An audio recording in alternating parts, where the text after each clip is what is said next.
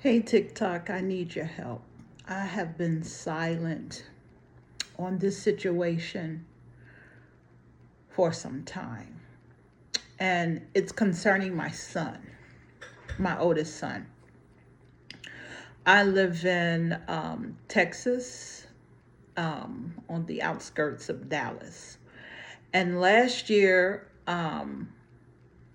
August the 22nd, 2023, to be exact, my son was riding my bike to go to the gas station as he normally do. And on his way coming back home, there are barely streets in the city that I live in. There are barely, not streets, sidewalks where you can ride the bike on the sidewalk or what have you. But anyway, so he's riding in the street but close to the curve, and a police officer is coming up a street this way because the street he's crossing it here, so the police is coming that way, speeding on the street. And as my son was crossing from one sidewalk to the next, the police officer, and his street lights out, but he almost hit him. My son jumped a curb, jumping off of the bike, and he looked, and so he went on ahead and crossed the street with the bike and got back on the bike riding. And my son started audio recording at that particular time. And so as my son crossed the street, riding the bike on the opposite side of the street, you can see the police officer in the car go and do a U-turn, and he's just waiting there. And you see my son on the bike. The police officer is now in front of my son a little distance, and my son is riding the bike toward the police officer. The police officer tackles my son off of the bike, and I have the video, as I said, and begin to just beat his head into the ground, the asphalt. He ended up with all kinds of, bruises on the side of his head, blood and stuff, his hands, his knees, because he was wearing short. He arrested my son and took him to jail. My son was arrested for the misdemeanor of riding a bike with no light. Okay. And then the police officer put on there that my son was evading arrest, when I have proof that he's riding toward him. He just went on ahead and crossed the street when you almost hit him. He's trying to get out your way. Anyway, so I have that video footage. So they put in there that he's evading arrest. Back in 2000, and I think it was 16, my son also was at a gas station, and he or around the corner from the gas station on his way coming home, and he got pulled over, and he didn't have a driver's license at that particular time. And even to this day, he was filing his paperwork not as a sovereign but a national citizen, so he rescinded all of that information. Anyway, so they pulled him over, and this is the time where they were unaliving melanated people left and right, especially our men. And so there was two gentlemen friend of his in the back seat, in the car with him, and one of his friends' son, little baby. Anyway, we stayed around the corner from where they initially, Tokuzani, where they initially stopped my son. And so my son was asking, get a supervisor. They refused. So he just drove 10 miles a minute, literally 2 blocks around the corner to our house, got out the car, and got down on his knees and threw his hand up, because he was like, I would rather be, if they're going to unalive me, let them do it in front of my mother's home. And so they arrested my son for evading arrest. Cool. And driving without driver's license. And so they arrested him and took him down to the county, what have you, for those charges. This was his first offense of what they call evading arrest. Here in Texas, your first offense of evading arrest, you generally get 60 days probation. 6 months probation, right? No, the day when he goes to court, he has a court-appointed attorney, and that attorney tells me, and we have all of the proof, But he tells me, he said, either your son we're offering him 2 years. Either he take these 2 years, or I'm friends with the judge, and he's a hard ass. And if he doesn't take it, he's going to give him 10 years. And I'm like, for a misdemeanor? It's a misdemeanor, y'all. Evading arrest, first offense, is a misdemeanor. I don't know how many you need to have misdemeanor evading arrest before they send you to prison. Because my little nephew evaded arrest, I don't know, 3-4 times before he even went to jail. And he only did what, about 90 days, 90 days, less than 6 months, that's for sure. But anyway, and so I don't know what to do, because at that particular time I had no money for an attorney or what have you. And I just told my son, listen, I don't want you to have to do 10 years on a first offense. That's a misdemeanor. I said, just go ahead on and take it. We'll work it out. So they sentenced my son to 2 years, right? And so here's the kicker.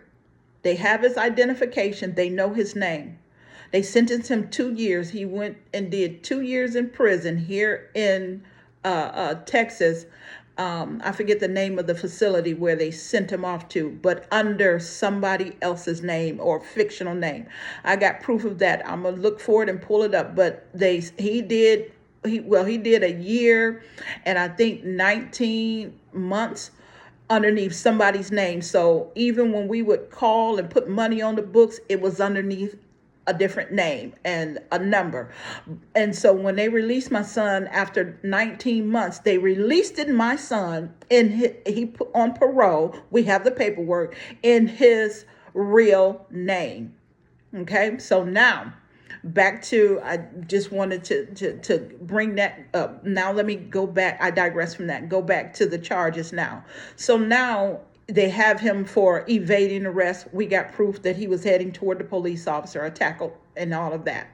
And for riding a bike without any lights. Well, Dallas County Jail has refused to take my son before magistrate for him to see the judge in the courtroom. They are holding my son hostage. It is a misdemeanor. He has been locked up in the Dallas County Jail, downtown Dallas, since August 2023, August the 22nd or the 24th, because he initially got pulled over in Irving. Irving held him for 2 days and sent him to Dallas. Dallas has been holding my son hostage, and I do mean hostage, and I got proof of this, for 9 months now. They have taken away his phone privilege at a time. So for no reason, just blocking him. He files his grievances. He eats a diet according to our, for religious reason. They refuse to accommodate him in that. There are times when he doesn't even get any meals, so we have to make sure we keep plenty of money on the books so that he can eat.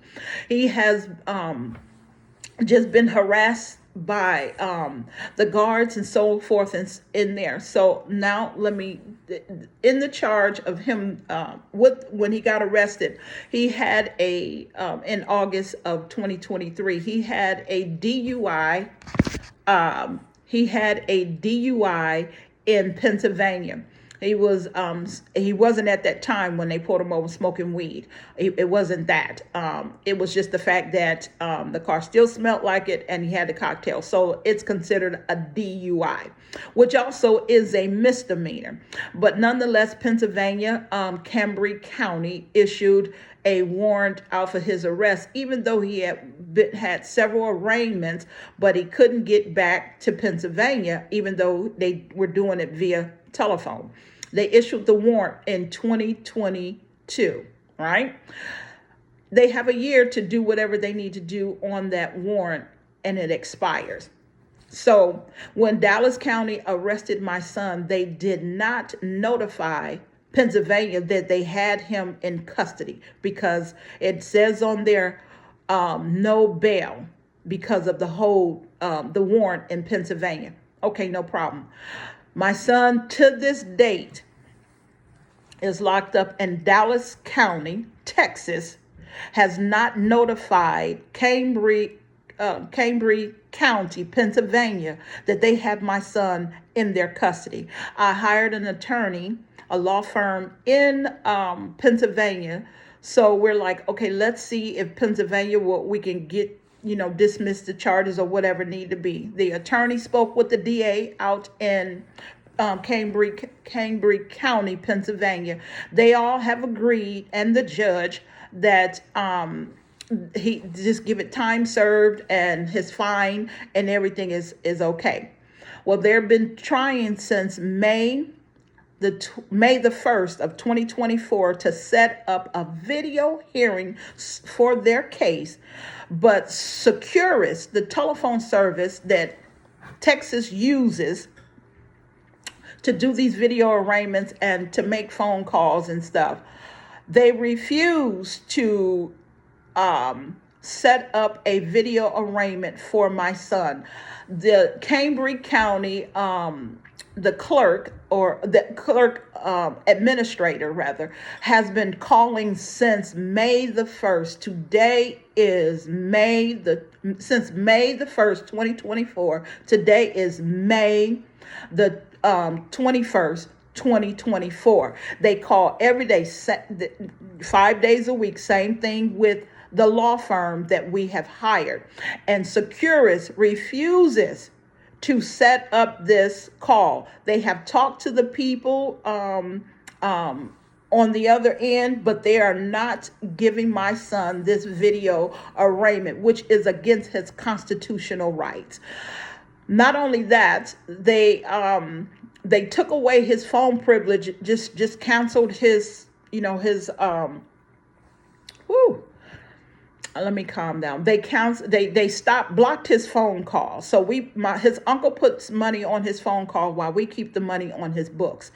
And when the uncle went to go and put more money on the phone so that he can call, Securus said it acts like it's taken his payment and then it rejects it and send it back. And so we're like, and then there'll be like something is wrong with his debit card, when in all actuality, there was nothing wrong with the debit card. How we know? My son asked someone else in the jail if his uncle can put money on the books, on that young man's book, so that he can make phone calls from his phone. And the young man agreed. And when he did that, and I have the young man's name, and when he did that, he called the uncle and I called the uncle and gave the uncle the man's name and what have you, and told him to put the money on the young man's telephone book so my son can make the calls. He used the same card that he has been using prior to that time for the other young man and another young man. He did it twice and it went through immediately. So I said, let me call and see if I can set up a phone account for my son. And when I did that, it tells me that my number was blocked. It says that it is blocked, and that I owe a bill from when he was in prison in 2016, which is they're saying no, back in 2016, you owe $19 and I think 20 cents or something like that, or 70 something cent, whatever.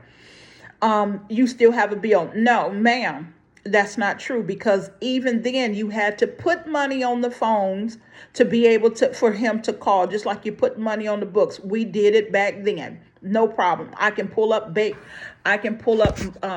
statements to go back to there to prove that. So nonetheless, they said, well, you're going to have to pay this bill in order for you to set up an account. So I said, who do I pay it through then? But I know I don't owe this. And so they said MoneyGram. I called MoneyGram. Tokozani. So what I do is go to MoneyGram. She said, if you put extra money on there, the extra money will go on his phone. I paid $25 so he could have the extra money, and I have receipts. All right. And I put it on there, and it talks about what facility and everything that it was who it was to be paid to. Time go by, no money still is put on his books to make the phone call. He's using the other gentleman's books. So I'm like, wait a minute. I said, let me just go manually on the website and try to set up the phone account there so I can see. So I have receipts, people. So when I called the automated line to try and do it that way, because it wasn't going through via the website. So when I call the automated line to do it that way, to set up the account, because it says you can do that, the automated phone Securus automated phone line tells me this inmate is not allowed to receive phone privileges. Contact the jail where they're at. I couldn't believe it. So I said, let me dial this over and let me record it. And sure enough, I recorded it and it said the same exact thing. So it's the Dallas County Jail. They're doing it within the jail system, blocking my son from making phone calls, using his own tablet, what have you, and also blocking it so that his attorney, the judge, and the DA in Cambry County, Pennsylvania, from setting up a video arraignment so they can dismiss, get rid of all the charges, the DUI in Pennsylvania. They can't do anything. He is being blocked. So people, I need y'all help to bring awareness to this, because they're holding my son hostage. He hasn't done anything. He knows the law. He went to paralegal school, so he knows how to file his own motions and so on and so forth, and the grievances, and he knows how to address them. Well, when he files the grievances against what they're doing to him in there, they make it disappear. Let me also state this.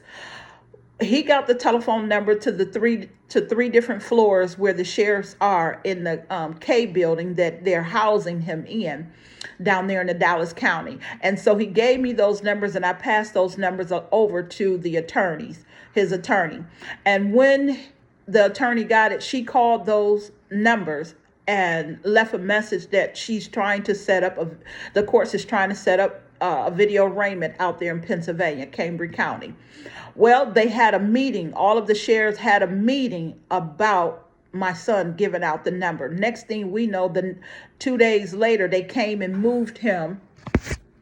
They moved my son to another floor, and he wasn't able to make any phone calls from there because he was using the other gentleman's tablet. And then we got another gentleman. He saw somebody that was on that floor with him some months back when they had moved him down there on that floor. And he asked that guy. So his uncle, excuse me, y'all, his uncle is the one who put the money on the books. It went through, but his phone isn't.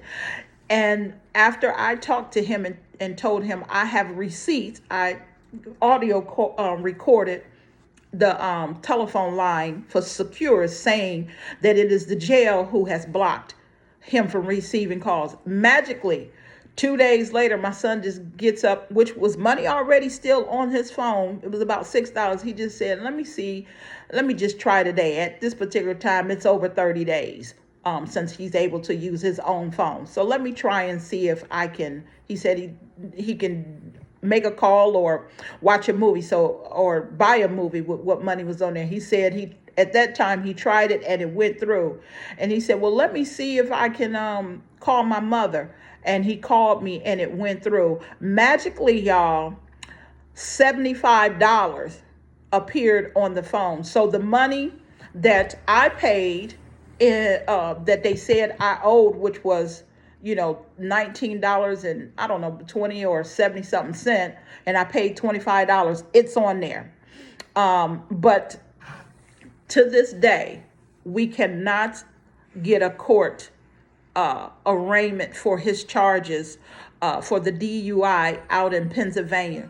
The judges, the administrator for Cambry County, for the judge has been trying. The judge has, excuse me, the the court administrator have tried. The law firm that I've hired have tried. Everybody have tried, and they will not. So we know my son is being held hostage by Dallas County. Can y'all please help me make awareness of this?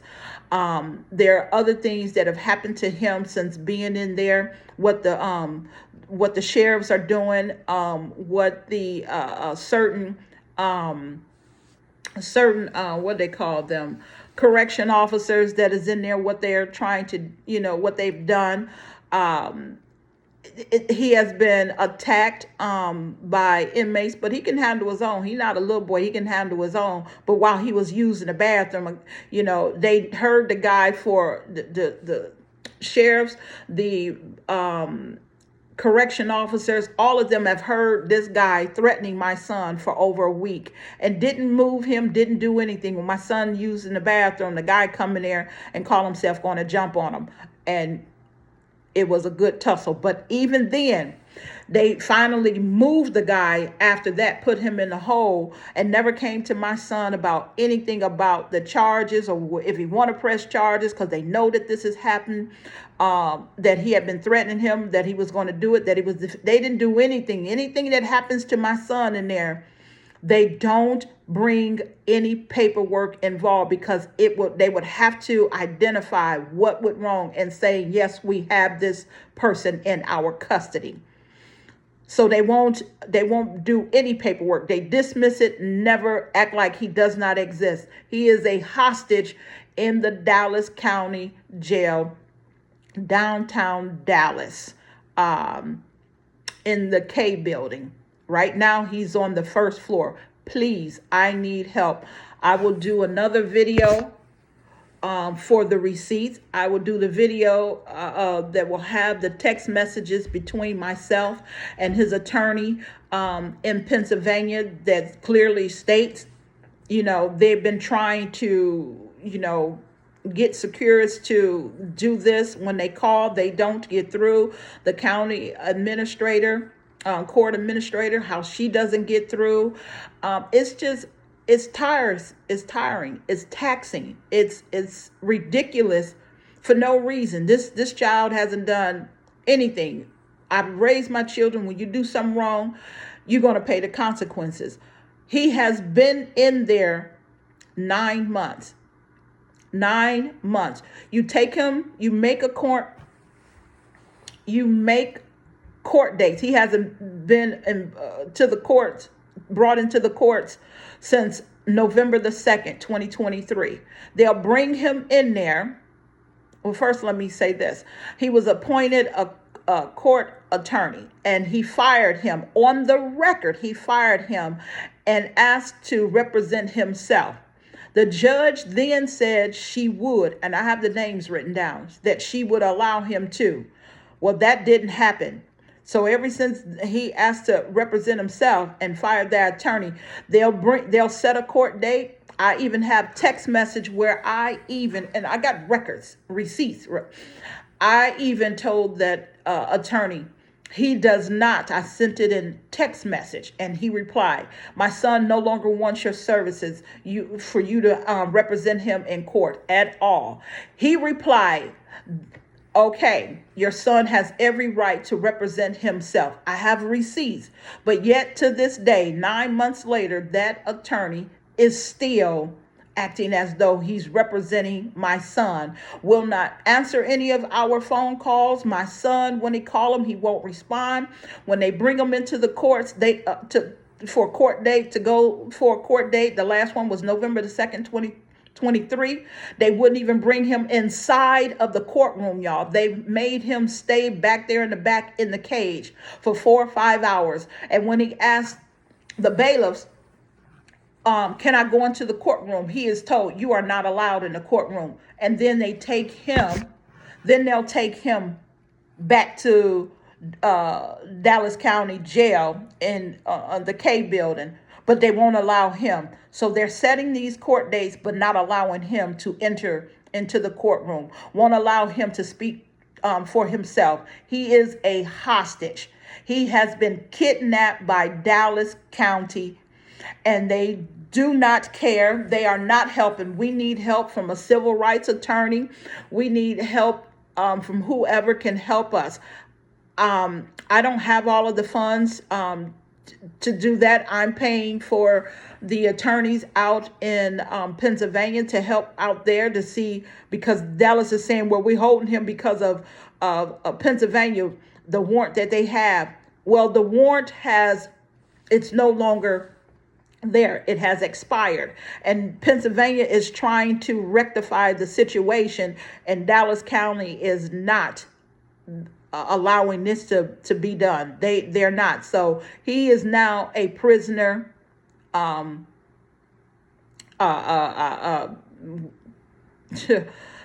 don't even know what to say. I'm glad I made it through most of this video. I'll talk more and more on my lives about this, but when I tell you, people, I am tired, I am exhausted, because it's no reason for people to be held hostages by the law.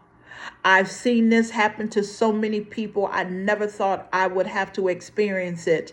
But yet here I am, 9 months in, almost a year, and my son is a hostage here in Dallas County, Texas. Please help. Please share this video to get this out there so that we can get the help. If there's any attorneys, civil rights attorneys, any other criminal law attorney that can help us, please reach out to me, because I need the help. I smile all day, but nobody knows what I'm going through. I'm a mother first and foremost. And to know that my son is going through all of this is something. It's taxing, it's depressing, especially to him. And my prayer is, Spirit, keep my son healthy and alive, because of what they're doing to him. And they're doing a lot. So please help, please share, please like, and please, even your comments help. Thank you.